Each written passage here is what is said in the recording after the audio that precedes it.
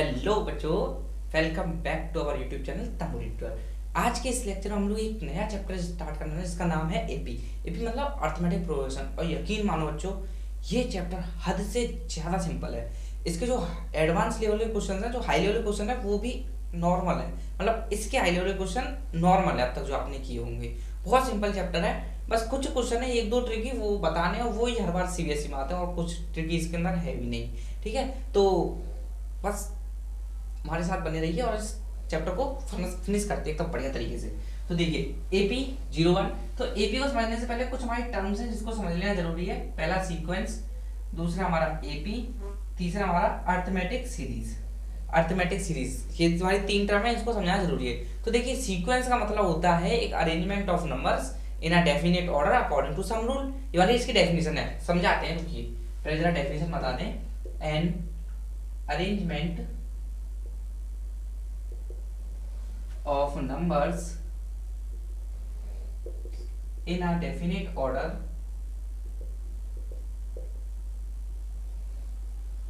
according to some rule, या फिर following some rule, according to some rule। मतलब हुआ कि एक सीक्वेंस एक हमारा ऐसा अरेंजमेंट होता है नंबर्स का, इसका मतलब नंबर्स को हम अरेंज करते हैं जो किसी ना किसी रूल को फॉलो करते हैं। एक डेफिनेट ऑर्डर होता है उनका और एक रूल को फॉलो करते हैं। एक रूल को, जैसे एग्जांपल समझाता हूं मैं। जैसे मैंने लिखा 1 2 नहीं 1 4 9 16, ये 9 है 25। तो देखिए ये हमारा एक सीरीज है, मतलब एक सीक्वेंस है हमारा। इसके अंदर एक रूल फॉलो हो रहा है, वो मैं वही बताता हूँ। जैसे यहाँ पे क्या 1 का स्क्वायर किया 1, यहाँ पे 2 का स्क्वायर किया 2, यहाँ पे 3 का स्क्वायर किया 9, यहाँ पे 4 का स्क्वायर किया 16, 5 का स्क्वायर किया 25। अब मैं आपसे नेक्स्ट टर्म पूछता हूँ, अपने आप बता दोगे क्या होगा नेक्स्ट टर्म। 6 का स्क्वायर 36, 6 का स्क्वायर 36। इससे भी नेक्स्ट पूछूंगा, क्या बताओगे आप। 7 का स्क्वायर 49, इजीली बता दोगे। तो ये हमारा सीक्वेंस हुआ, इसके अंदर डेफिनेट ऑर्डर है नंबर्स का, और हर एक टर्म एक रूल को फॉलो कर रहा है। कोई भी टर्म हमारा रूल ब्रेक नहीं कर रहा है। तो ये हमारा हो गया सीक्वेंस। जैसे एक और बताता हूँ, ये हो गया 1 1/2 1/3 1/4 1/5। नेक्स्ट अपने आप बताइए क्या आएगा 1/6। इसका नेक्स्ट 1/7। तो यहाँ पे तो एक रूल फॉलो हो रहा है। नीचे रेसिप्रोकल में नंबर बढ़ रहे हैं, है ना। 1/1, यहाँ पे भी 1/1 है ये, लेकिन अपॉन में 1 लिखने की जरूरत नहीं होती है। 1/1 1/2 1/3 1/4। इसके नेक्स्ट पूछूंगा तो 1/8। तो यहाँ पे भी एक रूल फॉलो हो रहा है ना, और एक डेफिनेट ऑर्डर में भी लिखा है नंबर। तो यही होता है हमारा सीक्वेंस, और कुछ नहीं होता है। सीक्वेंस यही होता है। सीक्वेंस सिंपल चीज है। सीक्वेंस का मतलब होता है एक ऐसा अरेंजमेंट नंबर्स का जो एक डेफिनेट ऑर्डर में हो, साथ में किस मैथ का एक रूल फॉलो कर रहे हो, एक पर्टिकुलर प्रॉपर अरेंजमेंट में प्रॉपर रूल के तरीके से आगे बढ़ रहे हो। कोई भी नंबर, कोई भी टर्म किसी रूल को ब्रेक ना करे। अब बात की मैंने टर्म की, तो टर्म का मतलब होता है जैसे ये कॉमा से पहले ये हमारा हो गया एक टर्म, ये हो गया टर्म, ये हो गया टर्म, ये हो गया टर्म, ये हो गया टर्म, ये हो गया टर्म। ये सभी हमारे क्या होते हैं, टर्म्स होते हैं। ठीक है, और इनको डिनोट कैसे करते हैं। पहला टर्म A1 से, दूसरा टर्म A2 से, तीसरा टर्म A3 से, चौथा टर्म A4 से, A5 से, ऐसे आगे चल के नंबर बढ़ते जाते हैं। टर्म जैसे बढ़ते जाते हैं नंबर बढ़ते चलते हैं। ठीक है बच्चों, अब एक बात बताइए, जैसे ये सीक्वेंस है ना, ये सीक्वेंस है। अभी एक दो एग्जांपल और दूं इसके, देने पड़ेंगे क्या। जैसे ये हो गया 2 3 4 5 6 7 8। इसके अंदर देखिए हर एक टर्म क्या, इसके अंदर कौन सा रूल फॉलो हो रहा है हर एक टर्म का, बताइए अपने आप बताइए। इसके अंदर क्या रूल फॉलो हो रहा है। हर एक टर्म में एक ऐड करना है बस। हर एक टर्म में 2 में एक ऐड किया, 3 आ गया 3 में एक ऐड किया, 4 आ गया 4 में एक ऐड किया, 5 आ गया 5 में एक ऐड किया, 6 आ गया 6 में ऐड किया, 7 में ऐड किया, 8। इसके बाद अपने आप बता दोगे 9। तो यहाँ पे भी एक रूल फॉलो हो रहा है मैथ का, क्या कि हर एक टर्म में एक नंबर 1 ऐड करना है, और हमारा नेक्स्ट टर्म हमको मिलता जाएगा। तो ये भी तो हमारा एक सीक्वेंस हुआ। लेकिन इसके अंदर से एपी कौन सा है, हमको पढ़ना तो एपी है ना। तो एपी कौन सा है वो अभी रुक जाइए बताएंगे, पहले हम इसको समझते हैं। और अब जैसे देखिए इसके अंदर ये 5 6 7 टर्म तक तो दे रखा है। जैसे आपसे कोई पूछता है इसके अंदर सीक्वेंस के अंदर 50 टर्म बताइए, 50th टर्म, तो कैसे करते। 50वें टर्म पे कौन सी वैल्यू आई वो बतानी है, तो कैसे करते। तो इस टाइप की वैल्यूज को निकालने के लिए आता है एक टर्म जिसका नाम है जनरल टर्म, है ना। जनरल टर्म मतलब होता है एक ऐसा फॉर्मूला होता है, वो एक ऐसा टर्म होता है जिसके अंदर n की वैल्यू जो चाहिए होती है 50 चाहिए तो 50 रख दो, सीधे हमारी 50वीं वैल्यू निकल के आती है। उसके अंदर लिखने की जरूरत नहीं, जैसे यहाँ पे है अब 8 का स्क्वायर करो, फिर 9 का स्क्वायर करो, 10 का स्क्वायर, लिखते चलो लिखते चलो लिखते चलो, ऐसे 50 का स्क्वायर करो, तो काफी टाइम लग जाएगा ना ऐसे निकालते निकालते, और बहुत ज्यादा बोरिंग सा भी हो जाएगा। तो इसके लिए आता है हमारा जनरल टर्म। ठीक है, जनरल टर्म, जनरल टर्म, या फिर इसको हम nth टर्म भी बोलते हैं, nth टर्म। अब बताइए जनरल टर्म इसका क्या होगा। जैसे पहला टर्म 1 का स्क्वायर था, दूसरा टर्म 2 का स्क्वायर था, तीसरा टर्म 3 का स्क्वायर था, चौथा टर्म 4 का स्क्वायर था, पांचवा टर्म 5 का स्क्वायर था। ऐसे चलते चलते चलते एक n टर्म आएगा। n टर्म में क्या वैल्यू होगी, n का स्क्वायर होगा, है ना। n टर्म में क्या होगा, n का स्क्वायर होगा। अब ये पहला टर्म को क्या नोट करते हैं, a1 से, दूसरे टर्म को किससे नोट करते हैं, a2 से, तीसरे टर्म को किससे नोट करते हैं, a3 से। ऐसे n टर्म होगा, nth टर्म होगा, उसको किससे नोट करेंगे, a3 a4 a5, ऐसे n टर्म को किससे नोट करेंगे, an से। तो ये बनी हमारा जनरल टर्म का formula, an equals to n square. ये पर्टिकुलर इस सीक्वेंस के लिए बना है। ये तो बस मैं समझा रहा हूँ जनरल टर्म क्या होता है, nth टर्म क्या होता है, फॉर्मूला कैसे बनता है। तो ऐसे ये बन गया, बनाना ये। तो देखिए an मतलब जनरल टर्म या फिर nth टर्म, और ये इसका फॉर्मूला है सिर्फ इस पर्टिकुलर सीक्वेंस के लिए। इसके अंदर n की वैल्यू 2 रखिए तो 2 का स्क्वायर मिल जाएगा 4, a2 जैसे यहाँ पे रखेंगे n की वैल्यू 2 तो a2 इक्वल्स टू 2 का स्क्वायर, 2 का स्क्वायर क्या होता है 4, n की वैल्यू 3 रखेंगे तो a3 इक्वल्स टू 3 का स्क्वायर 9, ऐसे 50 रखेंगे तो a5 इक्वल टू 50 का स्क्वायर, वहां से वैल्यू निकल आएगी। तो ये हमारा बेसिक सी चीज थी, ये समझ गए। अब हमारी जो मेन चीज है, मेन चीज क्या है, एपी अरिथमेटिक प्रोग्रेशन, तो हमको वो समझनी है। तो देखिए अरिथमेटिक प्रोग्रेशन क्या होता है बच्चों, अरिथमेटिक प्रोग्रेशन का मतलब होता है एक ऐसा सीक्वेंस, ये सीक्वेंस के टाइप होता है, एक ऐसा सीक्वेंस जिसके हर एक टर्म में एक पर्टिकुलर कांस्टेंट नंबर का डिफरेंस हो। नहीं समझ में आई बात, तो हम किसके लिए यहाँ, आपने हमारी वीडियो क्लिक की है देखने के लिए, क्यों, क्योंकि हमसे आप उम्मीद करते हो हम समझाएंगे अच्छे से, तो हम अपनी उस चीज को पूरा भी करते हैं। देखिए एपी का मतलब हो गया एक ऐसा सीक्वेंस जिसके हर एक टर्म के बीच में पर्टिकुलर कांस्टेंट नंबर का डिफरेंस हो, या फिर हर एक टर्म के बीच में सेम नंबर का डिफरेंस हो। जैसे देखिए, जैसे 1 2 3, ये नहीं 2 4 6 8 10 12 डॉट डॉट डॉट डॉट, ठीक है।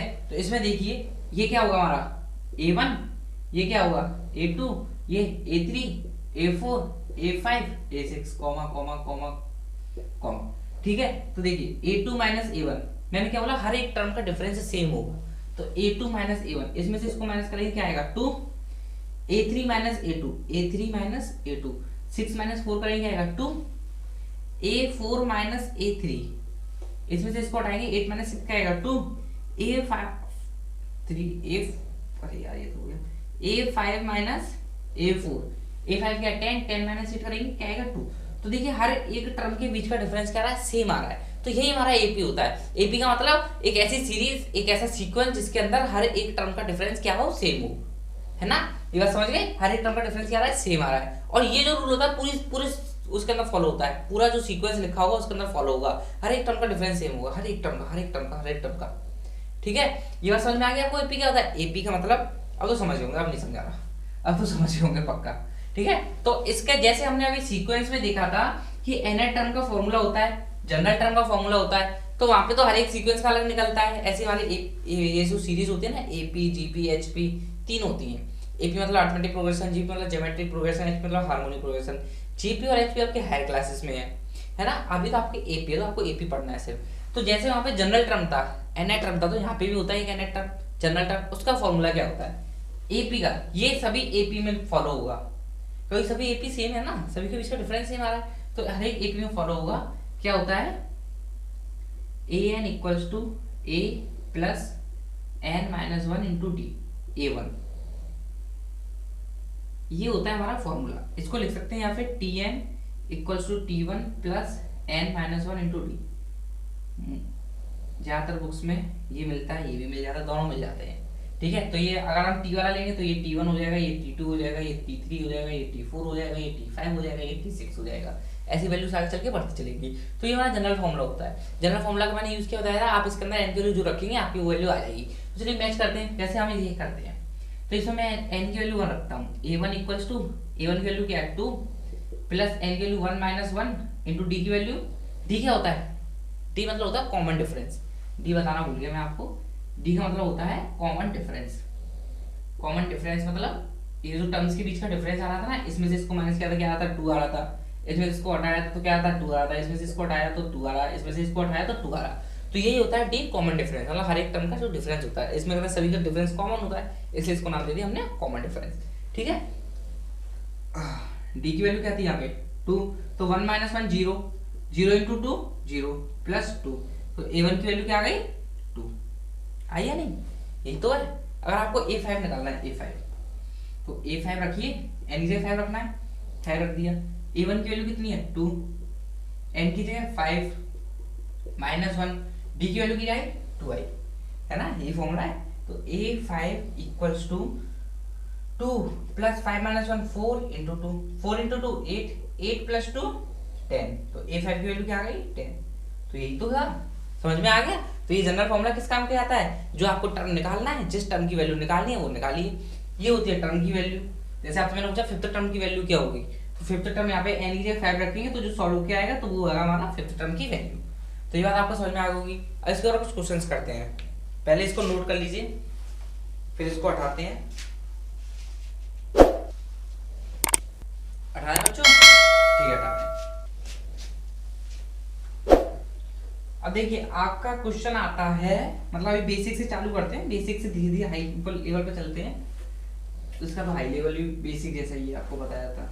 तो देखिए बेसिक से सबसे पहले तो आपके लिए अगर क्वेश्चन आता है check whether this is in AP और नॉट, तो एपी और एपी में नहीं है तो कैसे चेक करेंगे, 2-3 टर्म्स का बीच का डिफरेंस निकालेगा, डिफरेंस सेम आ रहा था तो एपी में है, डिफरेंस सेम नहीं आ रहा तो एपी में नहीं है। कैसे, देखिए जैसे क्वेश्चन आया चेक इन एपी और नॉट, शॉर्ट में लिख रहा हूं मैं, चेक कीजिए एपी में है या नहीं है। जैसे आया 2 4 6 2 4 8 10 14 18, इसको एपी में चेक करना है या नहीं है। तो देखिए a1 a2 a3, a2 minus a1 किया क्या आया 4 - 2 क्या आ गया 2 आ गया, a3 माइनस a2 किया क्या आएगा 8 - 4 क्या आ गया 4।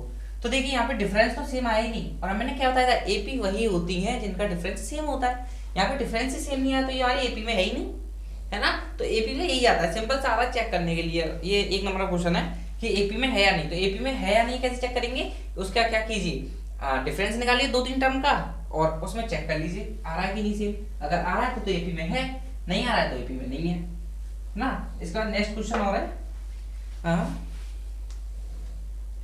जैसे एपी दे रखी है आपको, एपी क्या दे रखी है आपको 3 5 7 9 11 डॉट डॉट डॉट। इसका फर्स्ट क्वेश्चन है फाइंड दी 16th टर्म, ठीक है। और इसका सेकंड क्वेश्चन है फाइंड दी nth टर्म, ठीक।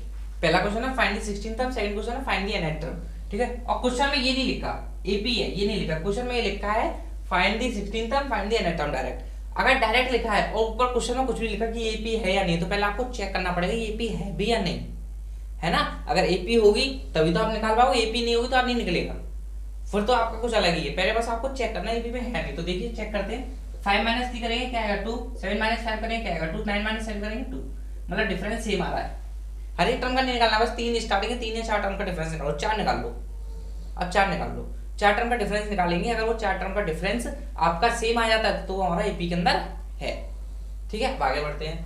अब एपी के अंदर है तो a1 की वैल्यू लिखिए, सॉल्यूशन a1 की वैल्यू कितनी है 3, d की वैल्यू कितनी है 2, n की वैल्यू कितनी है 16 तो निकालना है हमको, तो n की वैल्यू 16 हो गई। फॉर्मूला क्या है an equals to a1 plus n minus 1 into d, a 16, a की वैल्यू 3 प्लस n माइनस 1 की 16 माइनस 1, d की value 2, a 16 equals to 3 plus 15 into 2, a 16 equals to 3 plus 30, a 16 equals 30 plus 3 33, समझ में बच्चों। तो इसका 16th टर्म कितना आएगा 33। अब निकालना हमको find the nth term. nth term के अंदर मैंने आपको क्या बताया था, n की जगह n नहीं, वो तो मैंने आपको अलग बताया था, यहाँ पे अलग बताता हूँ। nth टर्म और जनरल टर्म, ये बात समझ लीजिए, nth टर्म और जनरल टर्म हमारा सेम होता है। अब पूछ रहा है find the nth term, nth term कैसे निकलेगा। nth टर्म निकालने के लिए क्या करना है आपको, यही फॉर्मूला यूज करना है। कहाँ है यही फॉर्मूला यूज करना है, a1 की जगह a1 ही रखना है, d की जगह d रखना है, n की जगह n ही रख देना है।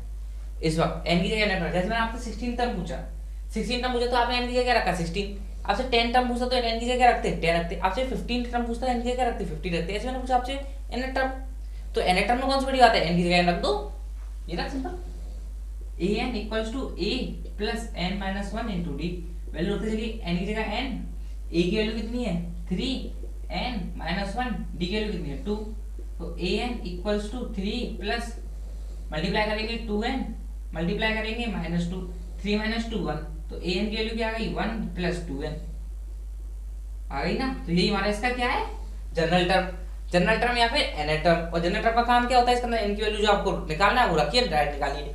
जैसे आपका यहाँ पे 16 निकालना था, वेरीफाई कर लेते हैं, 16 तो निकालना था आपको, तो यहाँ पे अगर 16 रखते हैं n की जगह 16, तो a 16 क्या आएगा 1 प्लस 2 इंटू 16, 16 टू जा 32 प्लस 1 कितना हो गया 33। तो देखिए यहाँ से भी आ गया और यहाँ से भी आ गया, समझ गए ना, बात सिंपल है। वैसे बुक के अंदर ये चीज पहले दे रखी है और फिर ये चीज दूसरी बार पूछी है, मैंने ये पहले करा दी क्योंकि मुझे फॉर्मूले से कराना था। अगर मैं यहाँ से कराता तो फिर यहाँ पे ये खत्म हो जाती, इसलिए मैंने ये फॉर्मूले से, एक बार फॉर्मूले से करा दिया, एक बार जनरल टर्म निकाल दिया, एक बार जनरल टर्म से करा दिया। समझ बच्चों, इसका नेक्स्ट क्वेश्चन कराते हैं आप। ये तो सिंपल सिंपल चीजें हैं, हटा दे बच्चों, इसको नोट करते चलिए। नोट्स बनाना बहुत जरूरी है, जितना नोट्स बनाओगे आप उतने आपके लिए वेरीफाई बेनिफिट है, क्योंकि आप जब रिवीजन करोगे चैप्टर का तो आप नोट्स में से डायरेक्ट देख सकते हो। और नोट, जितना नोट बनाना जरूरी है नोट्स, उतना ही मेरे चैनल को सब्सक्राइब करना भी जरूरी है, क्योंकि आपको आगे के लेक्चर्स भी तो चाहिए, तो उसका नोटिफिकेशन कैसे मिलेगा, सब्सक्राइब कर लोगे तो वैसे आपको पता ही नहीं चलेगा कब लेक्चर आ गया, कब और बच्चों देख आप पीछे रह गए। तो देखिए आपका नेक्स्ट क्वेश्चन आता है, question if the nth term of an AP is 5n minus 2, ठीक है। फाइंड, फर्स्ट फाइंड करना है आपको फर्स्ट टर्म, सेकंड फाइंड करना है आपको कॉमन डिफरेंस।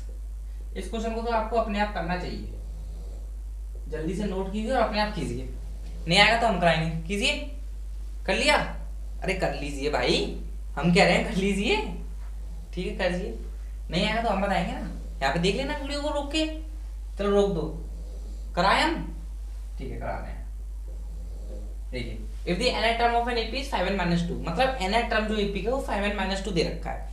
nth टर्म मतलब क्या बताया मैंने आपको, nth टर्म मतलब होता है जनरल टर्म, है ना। तो जनरल टर्म आपको कितना दे रखा है 5n minus 2, nth term an equals to 5n minus 2, ये आपको गिवन है क्वेश्चन के अंदर। क्वेश्चन ने पूछा find the first term, first term निकालना, मतलब n की वैल्यू कितनी रखनी है 1 रखनी है। तो a1 equals to 5 into 1 minus 2 equals to 3, आ गया a1 की वैल्यू 3। अब पूछा कॉमन डिफरेंस, कॉमन डिफरेंस कैसे निकलता है बच्चों, कम से कम कॉमन डिफरेंस में दो टर्म तो होनी चाहिए, तो a1 और a2 होना चाहिए, a2 माइनस a1 करते हैं तो कॉमन डिफरेंस आता है। तो हमारे पास a1 तो आ गया, a1 हमारे पास आ गया, हमको a2 और चाहिए, तो कैसे निकालेंगे, n की जगह 2 रख देंगे, a2 equals to 5 into 2 minus 3, a2 equals to 10 minus 3, 10 minus 3 7, a2 क्या आ गया 7, 7 ही आ रहा है, नहीं गलत हो गया, यहाँ पे 2 है, यहाँ पे 2 है, 10 minus 2 8, 8 आ गया, ठीक है। अब आपको क्या चाहिए कॉमन डिफरेंस, कॉमन डिफरेंस कैसे निकलता है a2 minus a1 और इक्वल टू में क्या आएगा 8 minus 2 इक्वल टू 6, ये आ गया हमारा कॉमन डिफरेंस। सिंपल क्वेश्चन था कि नहीं, बोल रहा था मैं रोक लो, नहीं रोका, ठीक है। हटा दे इसको, अब इसको हटा देते हैं।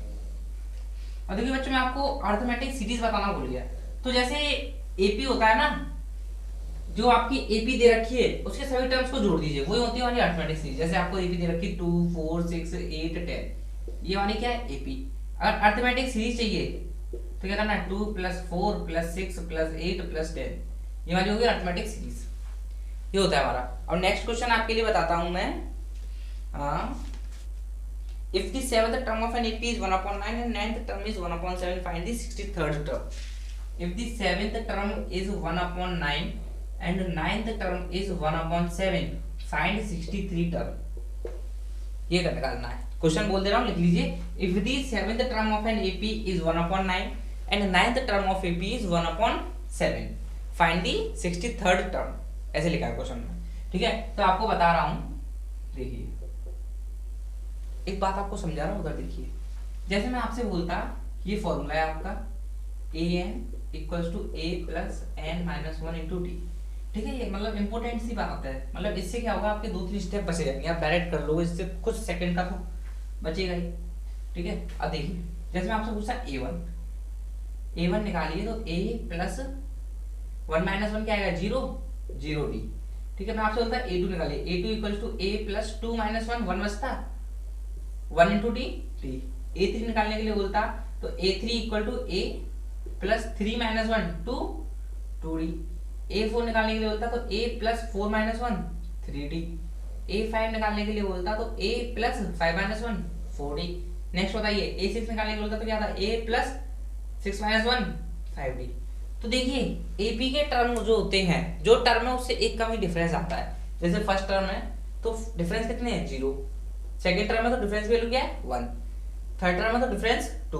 ए थ्री निकालना है तो ए प्लस टू डी कीजिए, ए फोर निकालना है तो ए प्लस थ्री डी कीजिए, ए फाइव निकालना तो ए प्लस फोर डी कीजिए। मतलब आपको जो टर्म निकालना है उससे एक कम करके डिफरेंस को ऐड कर दीजिए।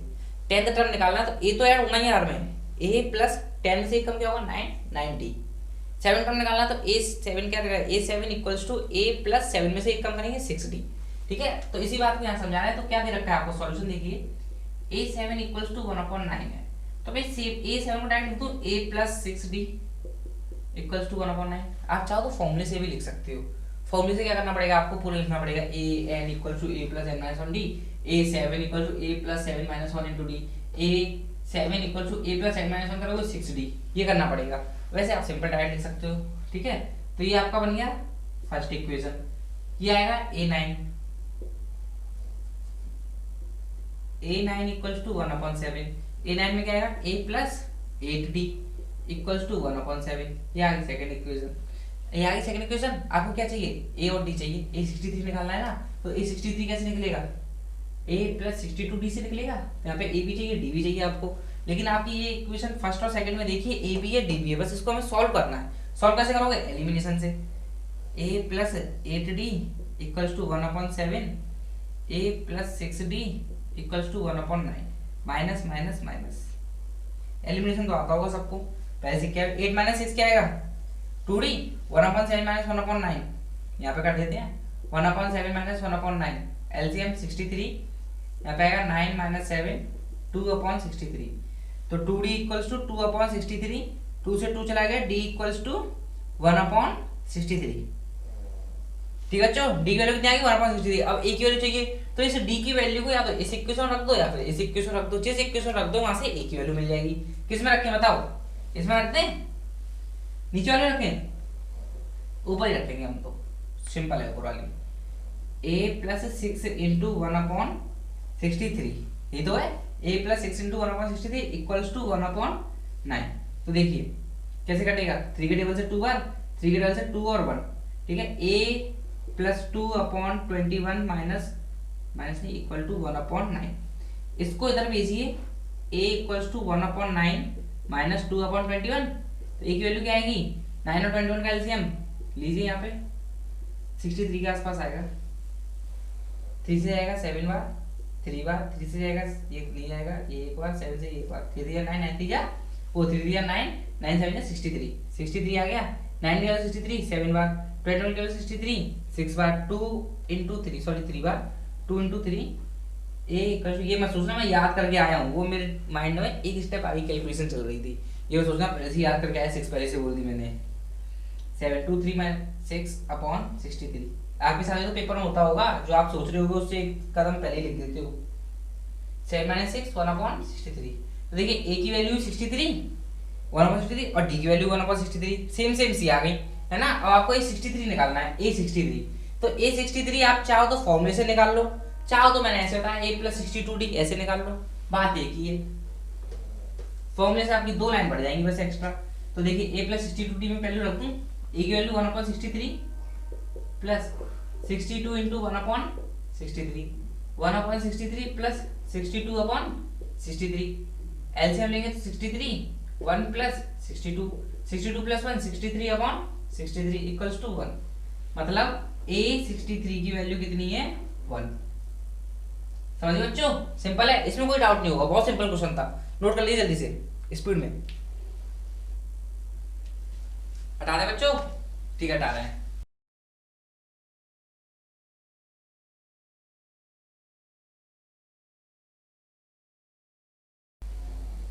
इसके बाद आपका नेक्स्ट क्वेश्चन आता है, वो कराते हैं। देखिए बच्चों, मैं आपसे एक बात कहना चाहूंगा कि आप नोट्स बनाते चलिए, क्योंकि नोट्स से बहुत बेनिफिट होता है। आप आलस मत कीजिए नोट्स का। इस बात का बहुत दुख होता है क्योंकि ऑनलाइन क्लास में बच्चे क्या होते हैं, नोट्स नहीं बनाते, सिर्फ देख लेते हैं वीडियो को। जो आपका डाउट होता है, समझना होता है, समझ में तो आ जाता है, लेकिन जब 2 दिन बाद आप सोचोगे ना क्या पढ़ा था क्या नहीं पढ़ा था, आपको कुछ भी याद नहीं आएगा। वहाँ पे आपको बहुत ज़्यादा दिक्कत होगी, फिर आपको फिर से वीडियो देखनी पड़ेगी, 1 घंटा फिर से जाएगा, फिर आप दोबारा नोट्स बनाओगे। तो अभी देखते चलिए, नोट्स बनाए भी कुछ देर नहीं हुई है, यहीं से बनाना स्टार्ट कर दे। जो आगे जो पिछला निकल चुका है 10-12 मिनट का, वो आप थोड़ी देर में फिर से लिख लेना, 2-3 पेज छोड़ दीजिए उसके, है ना। और आपका ये मैं आपको गारंटी देता हूँ कि आपका मैं बेस्ट से बेस्ट मैथ्स के लेक्चर दूंगा। हर टाइप का क्वेश्चन कराऊंगा, आपका ऑनलाइन ही कवर हो जाएगा, किसी भी कोचिंग में जाने की जरूरत नहीं होगी, कहीं भी जाने की जरूरत नहीं होगी, कहीं भी भटकने की जरूरत नहीं होगी। मैं आपका ऑनलाइन ही सब कुछ कवर करा दूंगा। टर्म 2 का, टर्म 2 तो चल रहा है, टर्म 2 का करा दूंगा सब कुछ कवर, पक्का वादा है आपसे, ठीक है।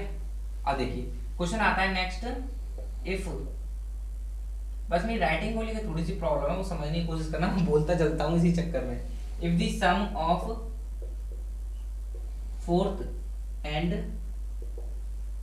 8th term of an AP is 24 and 4th and 8th है या 4th and 6th, एक मिनट में देख लूँ question. 4th and 8th term is 24 and sum of 6th and 10th term is 44 and the sum of 6th and 10th term is 44. Find first 3 terms. ये निकालना है आपको।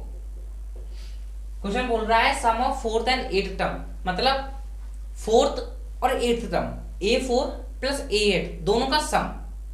तो ऐसे पढ़िए, if the sum of 4th and 8th term, sum बोल रहा है, 4th और 8th टर्म अलग अलग नहीं बोला, उसने बोला सम। 4th term plus 8th term दोनों को जोड़ दें तो वो 24 बराबर आ रहा है। 6th term plus 10th term दोनों को जोड़ दें तो वो 44 बराबर आ रहा है। आपको टर्म निकालनी है, कौन सी? फर्स्ट 3 टर्म निकालनी है। Find the first 3 term. तो देखिए क्वेश्चन के according to question, ATQ according to question, ठीक है। आप लोगों को पूरा लिखना है according to question. A4 plus A8 equal to 24, है ना। A4 को क्या लिख सकते हैं हम लोग? A प्लस कौन सा D आएगा? 4 में से एक कम 3D। और A8 को क्या लिख सकते हैं? A प्लस 8 में से एक कम 7D equal to 24। A plus A 2A, 7D plus 3D 10D equal to 24, है ना। इतना आ गया। फर्स्ट इक्वेशन नाम दे दूं? अच्छे से देखिए, इसमें 2 कॉमन और आ रहा है, 2 कॉमन निकाल लीजिए। 2 कॉमन निकाला है, A plus 5D equals to 12, ये बन गई आपकी फर्स्ट इक्वेशन। सेम पैटर्न में सेकंड इक्वेशन बनेगी, sum of 6th and 10th term. Now A6 plus A10 equals to 44। तो A6 को क्या लिखेंगे? A प्लस 5D, A10 को लिखेंगे A plus 10D equals to 44। A plus A 2A plus 10D plus 5D 15D equals to 44। बच्चों ध्यान दो इधर, ध्यान। किसी ने ध्यान नहीं दिया? सब फ्लो में चल रहे हैं। 10 है यहाँ पे और 10D मैंने कर दिया। किसी ने गलती मैच की? कर भी लोगे तो क्या कर लोगे? हाँ, लेकिन कमेंट कर सकते हो। अगर आपको गलती अगर यहाँ पे पहले ही पता चल गई तो आपके लिए बहुत अच्छी बात है, आप पूरा पूरा ध्यान दे रहे हो इधर। और जिसको नहीं पता चली उसको भाई थोड़ा सा तो दिक्कत की भाई। तो 9 और 5 कितने होंगे? 14D। अब इसमें से देखिए 2 कॉमन आ रहा है, 2 कॉमन निकाला है। A plus 7D equals to 22, ये आपकी बन गई सेकंड इक्वेशन। फर्स्ट और सेकंड को सॉल्व कर लीजिए। कैसे सॉल्व करेंगे? एलिमिनेशन, सबसे सिंपल मेथड होता है एलिमिनेशन सॉल्व करने के लिए। A plus 7D equals to 22 और आ गया A plus 5D equals to 12, minus minus minus, ये गया पूरा। 7D minus 5D 2D, 22 minus 12 10, D equals to 5। D की वैल्यू 5 आ गई, A की वैल्यू और निकालिए। A की वैल्यू कहाँ से निकालें? यहाँ से निकालें। A plus 5 into 5 equals to 12, A equals to 25 minus 12, A equals to, भाई ये क्या हो रहा है? माइनस में आएगा, ये हो सकता है माइनस में आए। 8 नहीं, हाँ माइनस में आएगा, 12 माइनस 25, ए की वैल्यू कितनी आ रही है 8 और 5 13, ए की वैल्यू -13। मैं जरा एक बार आंसर कंफर्म कर लेता हूँ, ए और डी की वैल्यू क्या आ रही है। इसमें ए और डी की तो वैल्यू कुछ नहीं दे रखी, बस फर्स्ट थ्री टर्म दे रखी है, फर्स्ट थ्री टर्म निकालते हैं। तो फर्स्ट थ्री टर्म में देखिए ए तो सबसे पहला टर्म तो ए ही हो जाएगा, पहला टर्म क्या होगा a1, ए ही हो जाएगा, a1 क्या हो गया -13, a2 निकालना है, a2 कैसे निकलेगा a प्लस डी ऐसे तो निकलेगा, तो a क्या है -13, d क्या है 5, -13 + 5 करेंगे तो क्या आएगा -8, ठीक है। और a3 क्या आएगा a + 2d, क्या आएगा a + 2d, a + 2d कैसे आएगा a -13 और 2d 2 × 5 10, 2 × 5 10 होता है ना, तो -13 + 10, -13 + 10 क्या आएगा -3, ठीक है, क्या आ गया -3, सिंपल। तो फर्स्ट थ्री टर्म ये थे, अब इसको चेक कर लेते हैं। हाँ यही है, तो बच्चों ये आपका हो गया, इसको नोट कर लीजिए जल्दी से। इसके बाद नेक्स्ट क्वेश्चन और कराते हैं, अभी 2-3 क्वेश्चन बहुत ज्यादा इंपॉर्टेंट वाले क्वेश्चन हैं आपके लिए, वो क्वेश्चन तो आपको करने चाहिए, इतना ज्यादा इंपॉर्टेंट है। हटा दे बच्चों इसको, ठीक है हटा रहे हैं।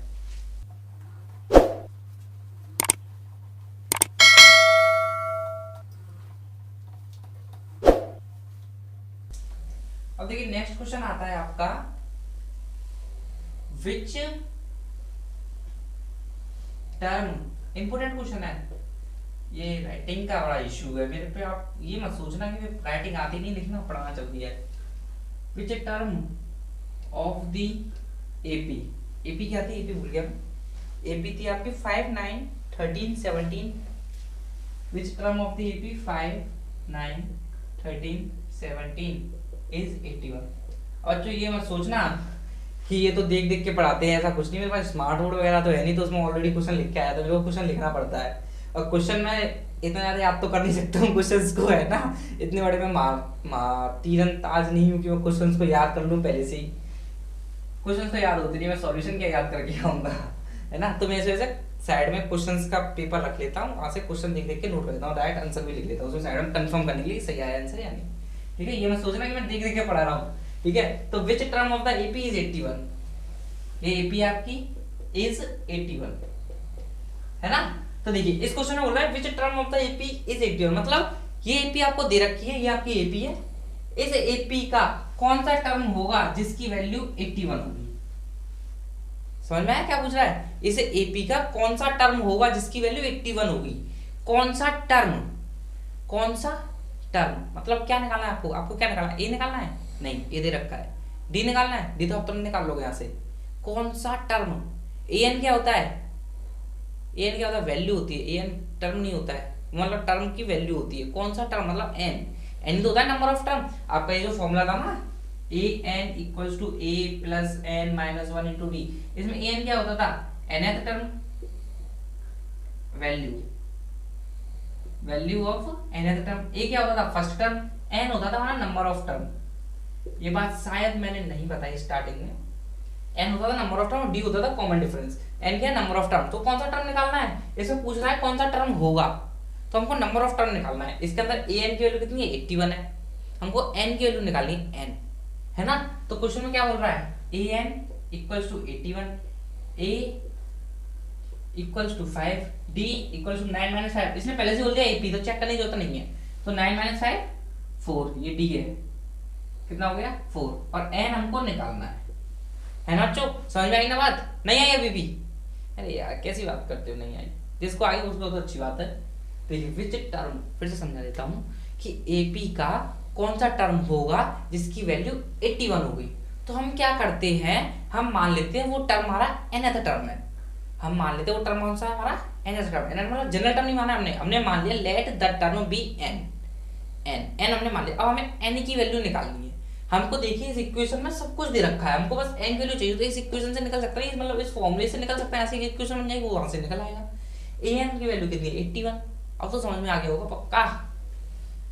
देखिए A N equals to A plus N minus 1 into D, A N की वैल्यू कितनी 81, ए की वैल्यू 5, एन की वैल्यू निकालनी है, एन माइनस 1 में भी कैसी बात करता हूँ, एन की वैल्यू 81 इक्वल्स टू 5 प्लस इसका मल्टीप्लाई कीजिए 4n, इसका मल्टीप्लाई कीजिए -4, तो 81 इक्वल टू 5 - 4 1 प्लस 4n, 1 को इधर लाएंगे 81 - 1 equals to 4n, 80 equals to 4n, n की वैल्यू कितनी आ गई 20, आई या नहीं आई, फॉर्मूले से भेज दीजिए n इक्वल्स टू 80/4, तो 4 से डिवाइड करेंगे क्या आएगा 2020, n की वैल्यू 20 आ गई। और हमको ये तो निकालना था, सिंपल क्वेश्चन था कि नहीं, लेकिन ये इंपोर्टेंट क्वेश्चन था, इस बात को याद रखना, ये सिंपल तो था लेकिन इंपोर्टेंट क्वेश्चन था, ये क्वेश्चन मिल जाता है आपको ज्यादा जगह पे, ठीक है, नोट कर लीजिए जल्दी से, फिर हटा दें हम इसके बाद,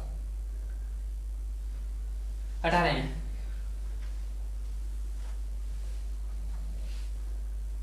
क्वेश्चन इज 51, ये इज है 51, अ टर्म ऑफ एपी, कौन सा एपी है 5 8 11 14,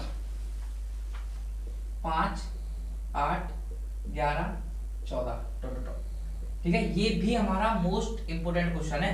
if is 51 a term of AP, यहाँ पे एक कॉन्सेप्ट आता है, वो कॉन्सेप्ट समझना जरूरी है इस क्वेश्चन को करने के लिए, इस क्वेश्चन को करके ही वो कॉन्सेप्ट समझ में आएगा जो कॉन्सेप्ट की मैं बात कर रहा हूँ। देखिए क्वेश्चन बोल रहा है ये हमारी गिवन एपी है 5 8 11 14, आगे डॉट डॉट कुछ भी है, ठीक है, ये हमारी गिवन एपी है कि क्वेश्चन पूछ रहा है कि इस एपी का 51 टर्म हो सकता है। तो एक तरीका तो इसका ये, आप लिखते चलो लिखते चलो लिखते चलो, आप कॉमन डिफरेंस देख लो, आपका जो पैटर्न समझ में है आप उस पैटर्न से लिखते चलो लिखते चलो, अगर 51 आया 51 टर्म है, 51 नहीं है 51 टर्म नहीं है।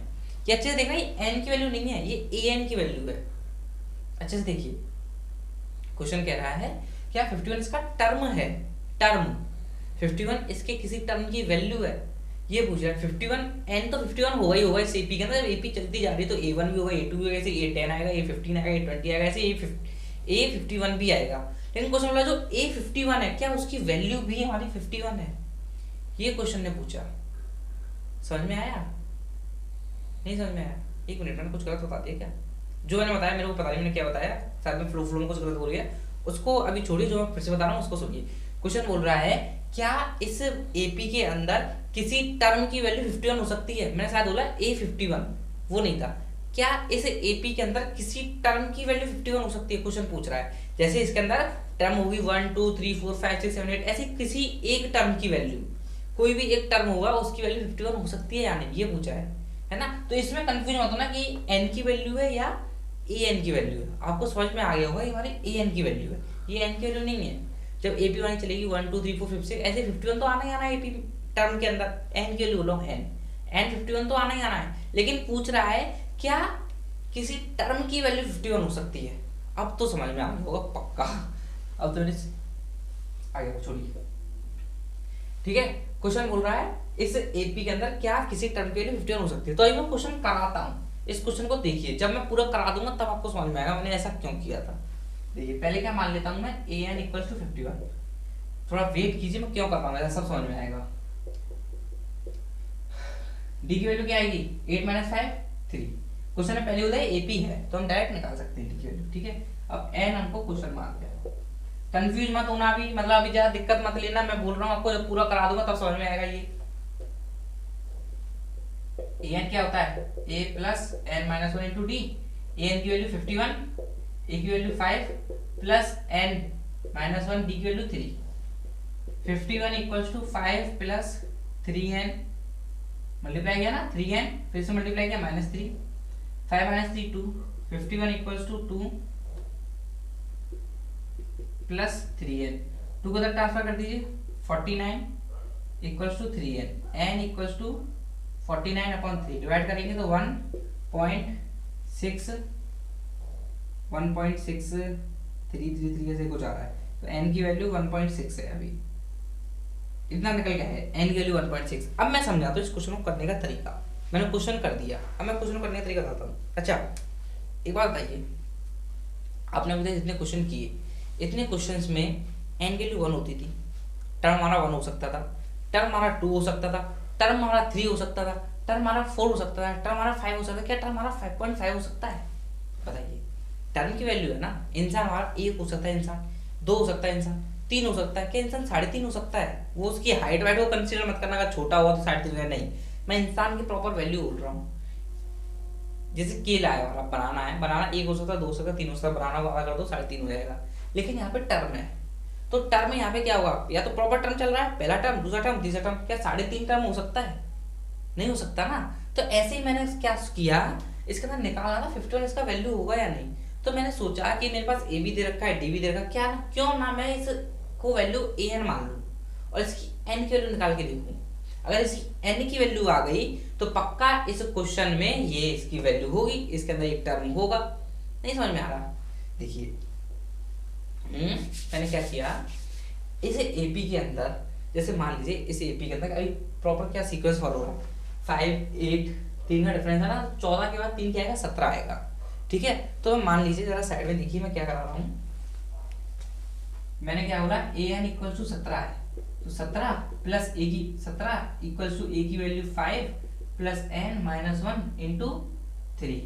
जरा देखिए 17 माइनस 5, 17 में से 5 कितने बचे, 12 इक्वल्स टू एन माइनस 1 3 को नीचे भेज दूं, 12 डिवाइड बाई 3, 12 डिवाइड बाई 3 करेंगे 4 आएगा, डायरेक्ट लिख दे रहा हूँ 4 इक्वल्स टू एन माइनस 1 को तरफ भेज दीजिए प्लस, तो 4 प्लस 1 इक्वल्स टू एन की वैल्यू क्या आ गई 5। ये देखिए 1 2 3 4 5, अगला टर्म यहाँ पे 5 भी है, आपको वैसे ही पता चल रहा होगा 14 में 3 जोड़ेंगे 14 15 16 17, यहाँ पे 17 आना है। और आपने इस फॉर्मूले से भी निकाला तो एन की वैल्यू 5 आई, मतलब 17 इस एपी का टर्म है और उस टर्म की प्लेस क्या है, 5th प्लेस है, उस टर्म की प्लेस क्या है 5th। तो ऐसे ही मैंने सोचा क्यों ना मैं इस क्वेश्चन के अंदर 51 ए एन मान लूं, मान लेता हूँ 51 इसका टर्म है, पहले से मान लिया मैंने 51 इसका टर्म है, तो मैं उस टर्म की प्लेस निकालता हूँ, उस टर्म की एन निकालता हूँ कितनी आएगी। 51 मैंने माना, ए की वैल्यू 5 रखी, डी की वैल्यू 3 रखी, रख के देखा तो मैंने देखा क्या एन आ रहा है, तो एन मेरा पॉइंट में आ रहा था। बट आप लोग जानते हो जैसे मैंने बताया कि एन की वैल्यू तो 1 2 3 4 5 6 10 ऐसा कुछ हो सकता है, एन की वैल्यू पॉइंट में तो आ ही नहीं सकती, फ्रैक्शन में तो आ ही नहीं सकती, क्योंकि यहाँ तो पर्टिकुलर काउंटिंग चल रही है, पॉजिटिव इंटीजर्स चल रहे हैं, है ना। तो ये एन की वैल्यू 1.6 आ गई, तो इसका मतलब साफ हुआ कि 51 इसका टर्म नहीं है। पक्का समझ में आ गया ना? इसमें अभी भी डाउट हो ना तो मैं इस क्वेश्चन की अलग से वीडियो बना दूंगा, बस कमेंट कर देना, ठीक है, और अच्छे से एक्सप्लेन करके बताऊंगा। तो अभी hence 51 is not a term of AP, ये और लिख लेना अपने साइड से और नोट कर लीजिए जल्दी से, हटा दें इसको।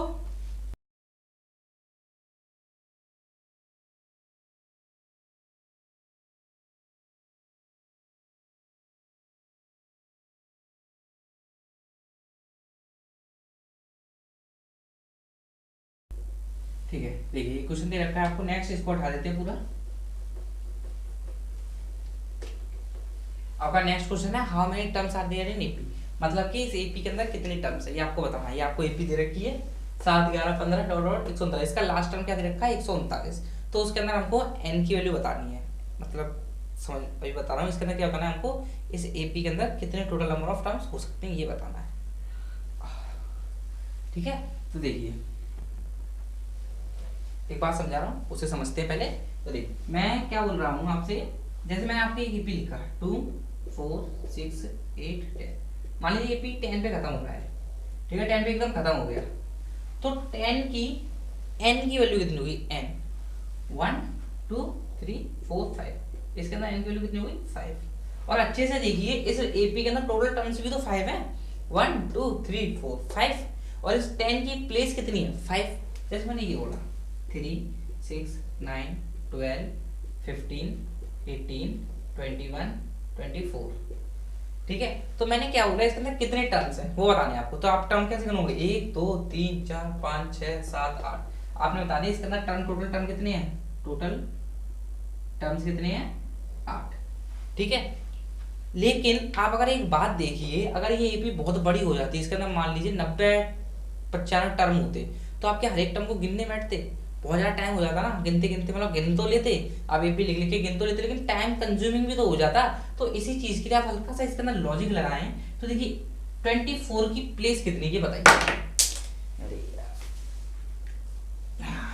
इसके अंदर 24th टर्म है, इसका जो लास्ट टर्म है उस लास्ट टर्म की प्लेस कितनी है ये बताइए, 1 2 3 4 5 6 7 8, लास्ट टर्म की प्लेस कितनी है 8। तो आप देखिए जो लास्ट टर्म की प्लेस होती है वही तो टोटल नंबर ऑफ टर्म होंगे, है ना। आप बताइए 2 4 6 से 10 10 20 तक मान लीजिए, 20, तो 20 की जो प्लेस होगी कितनी होगी 10, तो उतनी तो टर्म होंगे उसके अंदर, उससे ज्यादा तो होंगे। जो उसकी प्लेस होगी बारी बारी से, जो उसकी प्लेस आई होगी वही तो टोटल नंबर ऑफ टर्म होंगे। एक क्लास के अंदर 30 बच्चे हैं, 30 बच्चों में लास्ट वाले का नाम है, लास्ट एक लड़का है उसका नाम है जैन, मान लीजिए जैन नाम है, जेड से ZEN, उसका नाम जैन है, ठीक है। तो जब अल्फाबेटिकली अरेंज करेंगे तो जेड वाले का नाम सबसे लास्ट में आएगा। तो जब उसकी प्लेस देखेंगे 30 बच्चों में, तो उसकी प्लेस 30 नंबर पे होगी, तो टोटल नंबर बच्चे भी तो 30 होंगे। नहीं समझ में आ रहा? अरे यार क्या बात करते हो। एक और ले लेते हैं एग्जांपल, 4, 8, 12, 16, 20, 24, 28, 32, 36, टेबल लिख रहा हूँ मैं ये लेकिन ये एपी वही फॉलो कर रहा है, क्योंकि देखिए A1 4, A2 8, इसमें से इसको माइनस करें 4, इसमें से इसको माइनस करें 4, इसमें से इसको माइनस करें 4, तो ये एपी का ही है, ठीक है। तो मैं आपसे पूछता हूँ इसका ना टोटल नंबर ऑफ टर्म कितने हैं, टोटल टर्म। तो एक तरीका है इसका ना टर्म्स को गिन लीजिए, 1 2 3 4 5 6 7 8 9, टोटल टर्म कितने हो गए 9। और एक तरीका ये है, क्या करता हूं कि 36 की जो प्लेस है, 36 क्या है, 36 का लास्ट नंबर, इस एपी का 36 लास्ट नंबर है, जो 36 की प्लेस होगी वही तो टोटल नंबर ऑफ टर्म्स होंगे इस एपी के अंदर। तो 36 की प्लेस क्या करता हूँ, निकाल लेता हूँ। 36 की प्लेस कैसे आएगी, 1 2 3 4 6 7 8 9, 9 टर्म जो है वो 36 है, तो जो 36 की प्लेस है 9 n = 9, तो वही तो टोटल नंबर ऑफ टर्म हो गए। अब तो आगे होगी पक्का, आगे समझ में। तो n की वैल्यू निकाल लीजिए, जो लास्ट टर्म होता है उसके n की वैल्यू निकाल लीजिए, वही टोटल नंबर ऑफ टर्म होता है एपी के अंदर। तो सीधी सी जो मैंने इतनी सारी बात समझाई, इसका एक कंक्लूजन निकल के आता है, एक रिमार्क निकल के आता है। अगर आपसे क्वेश्चन पूछता है कि इस एपी के अंदर कितने सारे टर्म्स हैं, ध्यान से सुन लीजिए, अगर आपसे क्वेश्चन पूछता है कि इस एपी के अंदर कितने सारे टर्म्स हैं, तो आपको क्या करना है, जो लास्ट टर्म होगा उसके n की वैल्यू निकाल लीजिए, उस लास्ट टर्म के n की वैल्यू या फिर लास्ट टर्म की पोजीशन निकाल लीजिए, वो कितने पे लाई कर रहा है, उसके n की वैल्यू निकालिए, वही टोटल नंबर ऑफ टर्म्स होती है एपी के अंदर। इस बात को पकड़ के रख लीजिए, नोट करके लिख दीजिए, कहीं भी लिख लीजिए नोट करके, हिंदी में लिख लीजिए, ठीक है बच्चों, नोट कर लीजिए। लेकिन सॉल्यूशन, अब देखिए मैं क्या करता हूँ, an की वैल्यू मान लेता हूँ 139, a की वैल्यू कितनी है 7, d की वैल्यू कितनी 11 से 7 गए 4, वैल्यू किसकी निकालनी है n की, ठीक है। an = a + n - 1 × d, ये फॉर्मूला होता है, ये तो फॉर्मूला अभी तक पढ़ा है हमने, फॉर्मूले के अंदर और भी होते हैं काफी सारे, अभी तक हमने ये फॉर्मूला पढ़ा। तो an की वैल्यू कितनी 139 = a की वैल्यू 7, n - 1 × d की वैल्यू 4, 139 - 7 = n - 1 × 4, 139 से 7 जाएंगे कितने आएंगे 132, 132 आएंगे ना। यार अरे यार क्या दिक्कत हो रही है, मेरे को प्लस माइनस नहीं आते। अरे यार 32 सही लिखा था मैंने, ठीक है 132 = 4n - 4, नहीं ऐसा मत कीजिए, इसलिए 4n मल्टीप्लाई में इसको डिवाइड में ले आइए नीचे, 132/4, यहाँ पे क्या गया n - 1, समझ में आई बात, नहीं समझ में आई, देखिए क्या गया 139 में 7 माइनस की 132 आ गया, 132 = n - 1 × 4, ये इंटू में है ना, तो इसको मैं डिवाइड में ले आ रहा हूँ, 132/4 = n - 1, डिवाइड किया ऐसे 4 3 जा 12, 1 बचा 4 3 12, n नहीं 33 = n - 1, 33 = इस -1 को इधर ले हम +1, ये माइनस का था +1 हो गया, अरे देखिए यार +1 = n, तो n की वैल्यू कितनी आ गई 34। तो मतलब क्या है, जो लास्ट टर्म है 139 जो वाला टर्म है उसकी प्लेस कितनी होगी 34, और जो 34 उसकी प्लेस है, तो 34 इसके अंदर टर्म्स है, तो टोटल नंबर ऑफ टर्म्स कितने हो जाएंगे, हेंस ये लास्ट में लाइन लिखते हैं, hence the total number of terms are 34। समझ गए, इसको नोट कर लीजिए जल्दी से, हटा रहे हैं बच्चों, जल्दी नोट कीजिए, हटा रहे हैं।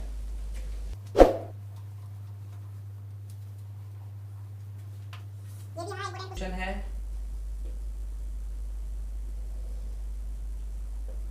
मतलब यहाँ से कॉन्सेप्ट बन रहा है, ये कॉन्सेप्ट बनाने वाले क्वेश्चन है, मतलब ऐसे ये यहाँ से आपके कॉन्सेप्ट क्लियर होते चलेंगे। मैं आपके हर टाइप का क्वेश्चन करा रहा हूँ, आपको आर डी सर उठानी है, आर एस करा रहा हूँ, एनसीईआरटी उठानी है, और एनसीईआरटी तो लेनी नहीं है, साथ में आर ई आर एस में से कोई एक ले लेना है और फिर क्वेश्चन को सॉल्व करना है। Which term of the AP 3, 15, 27, 39 will be, इसका order will be 120 more than its 21st term। इस क्वेश्चन को अच्छे से पढ़ लीजिए बच्चों, बहुत इंपॉर्टेंट क्वेश्चन है, वैसे आप कर लोगे मुझे जहां तक पता है। क्वेश्चन बोल रहा है कि ये एपी है हमारी 3, 15, 27, 39, फिर आगे चलती जा रही कंटिन्यू। तो इसे एपी का कौन सा टर्म होगा, कौन सा टर्म, तो मतलब निकालना है एन की वैल्यू निकालनी है, चला कौन सा टर्म होगा जो कि 120 ज्यादा होगा, किससे, इसके 21st टर्म से, है ना। बात समझ में क्या हो रहा है कि इस एपी का ऐसा कौन सा टर्म होगा जो कि अब उसके 21st टर्म से 120 से ज्यादा होगा, नहीं है इसके एपी के, ये जो एपी गिवन है इस एपी का ऐसा कौन सा टर्म होगा जो इसके 21st टर्म से, 21st जो टर्म होगा A21 होगा, A21 से 120 से ज्यादा होगा, ये बात निकालनी है, ठीक है। तो देखिए सॉल्यूशन, ए की वैल्यू कितनी है 3, डी की वैल्यू कितनी है 15 में से 3 गए 12, और क्या बोल रहा है, और उसने कुछ नहीं बोला, और क्वेश्चन में कंडीशन दी गई है, तो जो कंडीशन दे रखी है वो पूछ रहा है an equals to A21 plus 120, समझ में नहीं, रुकिए हटाइए इसको, हटाइए। Let the nth term be 120 more than 21st term, ठीक है। मैंने मान लिया इसका जो nth टर्म है वो इसके 21st टर्म से 120 ज्यादा है, इसका जो nth टर्म है, nth टर्म बात nth टर्म की है बस, और कुछ नहीं। तो nth टर्म मैंने तरफ से मान लिया 120 ज्यादा है, तो nth टर्म क्या लेता हूं an equals to A21 plus 120। अब तो बात सिंपल है, समझ में आ गई होगी। तो an इक्वल्स टू A21 की वैल्यू क्या आएगी a प्लस 20d, चाहो तो फॉर्मूले से लिख लो चाहे ऐसे लिख लो, ऐसे सिंपल हो जाएगा, प्लस 120। a और d की वैल्यू आपको पता है, an इक्वल्स टू a की वैल्यू कितनी है 3, 20 इंटू 12 प्लस 120, 3 प्लस 12 दूनी 24, 240 प्लस 120, यह आएगा 360,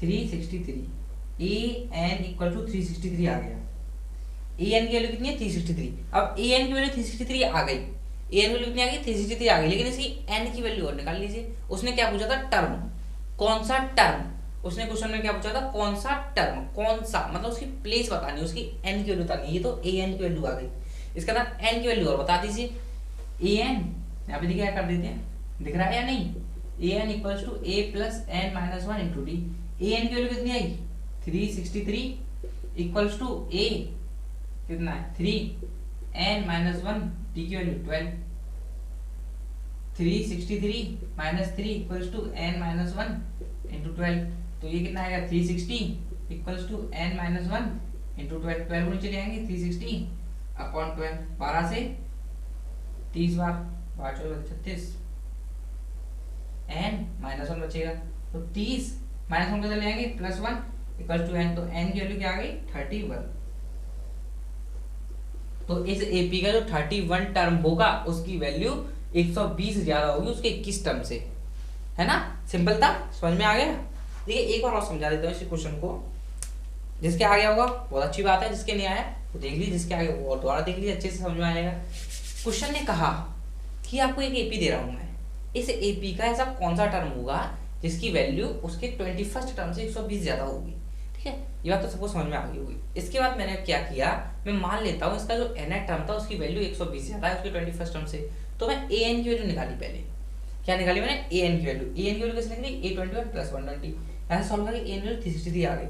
लेकिन मुझसे क्वेश्चन ने an की नहीं, क्वेश्चन ने पूछा था उसकी टर्म की वैल्यू, मतलब n की वैल्यू पूछी थी, तो n की वैल्यू निकालने के मैंने an का फॉर्मूला लगा दिया, a plus n minus 1 into D, an की वैल्यू पर 363 यहाँ से आ गई already, 63 equal to 3 n minus 1 into 12, 12 वो 3 को इधर माइनस भेजा, 12 को डिवाइड में भेजा, सॉल्व करके आ गई। ठीक है बच्चों, तो मैं इस लेक्चर को यहीं पे खत्म करना चाहूंगा। ये बहुत बेसिक क्वेश्चन थे, है ना। इसके जो नेक्स्ट लेक्चर होगा उसके अंदर हम इससे थोड़ी सी ऊपर वाले क्वेश्चन करेंगे, जो मतलब अल्फाबेट वाले आते हैं। ये तो सिंपल न्यूमेरिकल थे, जो अल्फाबेट वाले क्वेश्चन आए थे ना, if m at term is the 1/m वाले क्वेश्चन करेंगे। साथ में एक मिडिल टर्म वाला कॉन्सेप्ट बता देंगे, और थोड़ा टाइम मिलेगा तो लास्ट टर्म वाला कॉन्सेप्ट बता देंगे। 3 कॉन्सेप्ट हम बताने की कोशिश करेंगे। तो बच्चों चैनल को सब्सक्राइब कर दीजिए, वीडियो को लाइक कर दीजिए, अपने दोस्तों के साथ शेयर कर दीजिए, अपना सपोर्ट हम पे बनाए रखिए, है ना, कि आपका सपोर्ट हमारे लिए बहुत ज़्यादा जरूरी है। और ट्राई करते हैं, ऑल द वेरी बेस्ट।